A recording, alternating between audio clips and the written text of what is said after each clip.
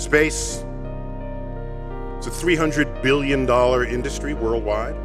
NASA is actually a tiny percent of that.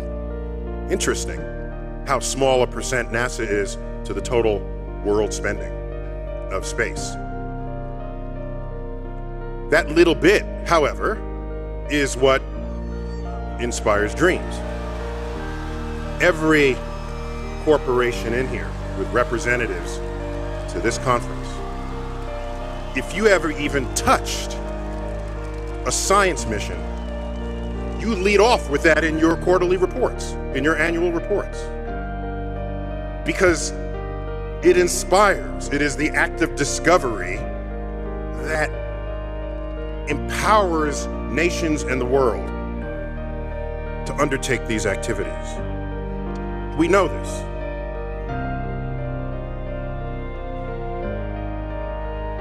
Apollo 8, that was the first time anybody ever left Earth with a destination in mind.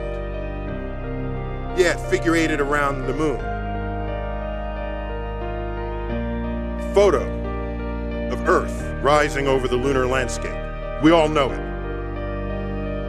Earthrise over the moon. There was Earth, seen not as the map maker would have you identify it. No, the countries were not color-coded with boundaries. It was seen as nature intended it to be viewed. Oceans, land, clouds. We went to the moon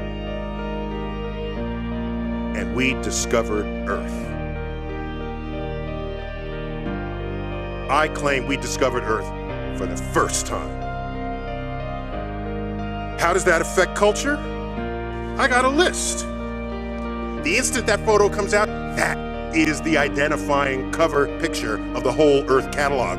Thinking about Earth as a whole, not as a place where nations war, as a whole.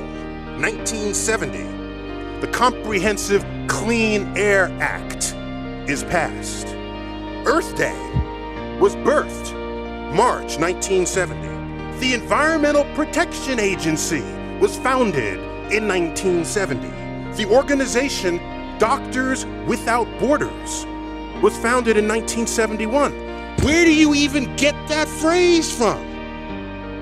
No one thought of that phrase before that photo was published.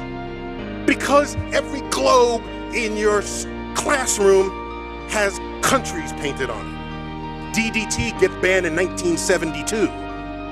We're still going to the moon. We're still looking back to Earth. Clean Water Act, 1971. 1972, Endangered Species Act. The catalytic converter gets put in 1973. Unleaded gas, 1973. We're still at war in Vietnam.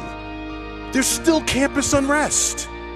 Yet we found the time to start thinking about Earth. That is space operating on our culture, and you cannot even put a price on that.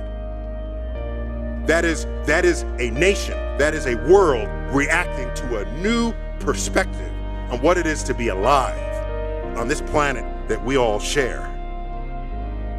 We need to look at NASA not as a handout, but as an investment. Because as goes the health of spacefaring ambitions, so too goes the spiritual, the emotional, the intellectual, the creative, and the economic ambitions of a nation. So goes the future of America.